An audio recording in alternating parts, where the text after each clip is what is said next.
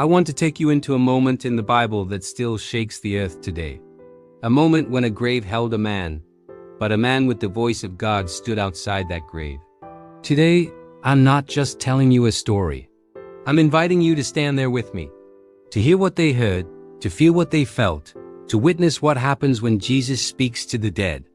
If you're ready, stay with me, because this is the story of Lazarus, and this story is also about you.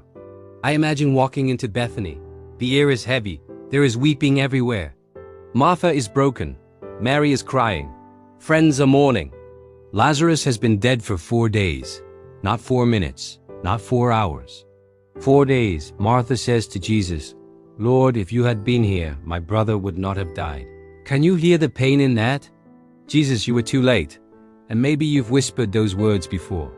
Lord, if you had come earlier, if you had intervened sooner, if you had answered faster. But the grave wasn't the end of Lazarus' story. And your situation is not the end of yours.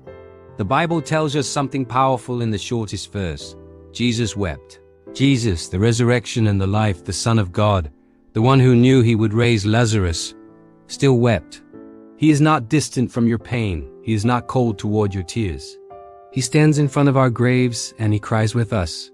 Then Jesus does something strange. He says, "Take away the stone." Wait. Lazarus is dead, but Jesus speaks to the living.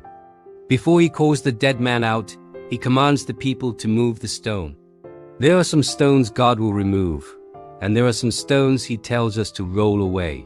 Stones of fear, doubt, unforgiveness, or the feeling that it's just too late. Martha even warns him, "Lord, by this time he stinketh." In other words, Jesus, this is ugly. This is beyond fixing. But Jesus answers, "Did I not tell you that if you would believe, you would see the glory of God?" They roll the stone away, and Jesus looks up, not in panic or doubt. He prays, "Father, I thank you that you have heard me, and I knew that you hear me always." Jesus thanks the Father before Lazarus even moves. Faith thanks God while the grave is still open. And it happens, the moment heaven and earth collide. He cries with a loud voice, "Lazarus, come forth!" Not a whisper, not a suggestion, a command. A voice that cut through death, that broke through 4 days of decay, a voice no grave could silence. And the Bible says, "And he that was dead came forth." Can you imagine that? A man, wrapped in grave clothes, walking out of his own tomb. When Jesus speaks, death listens, darkness moves. Graves open, Lazarus was dead, but Jesus didn't hold a funeral. He held a resurrection,